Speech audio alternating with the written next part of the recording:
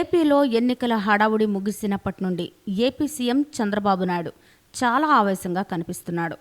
ఎక్కడ మాట్లాడినా కూడా ఏదో ఒక చిక్కులో పడుతూనే ఉన్నాడు. ప్రత్యర్థుల మీద ఇష్టానుసారంగా విమర్శలు చేస్తున్నారు.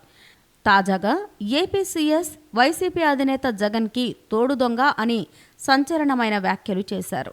కాగా చంద్రబాబు చేసిన ఈ వ్యాఖ్యలపై మాజీ ఐఏఎస్లంతా దీనిపై అభ్యంతరం చెప్పారు. కానీ చంద్రబాబు ఇవేమీ పట్టించుకోకుండా తన ధోరణిని కొనసాగిస్తున్నాడు. అంతేకాకుండా రాష్ట్ర విభజన జరిగిన కొత్తలో హైదరాబాదులోనే 10 ఏళ్లు ఉంటామని అంగీకారం తెలుపుకున్నప్పటికీ చంద్రబాబు ఇప్పుడు మాట మారుస్తున్నాడు.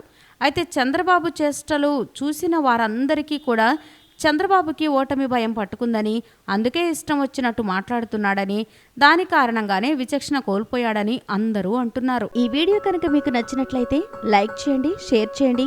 ఇలాంటి లేటెస్ట్ వీడియోస్ కోసం మా ఛానల్ని సబ్స్క్రైబ్ చేసుకోండి.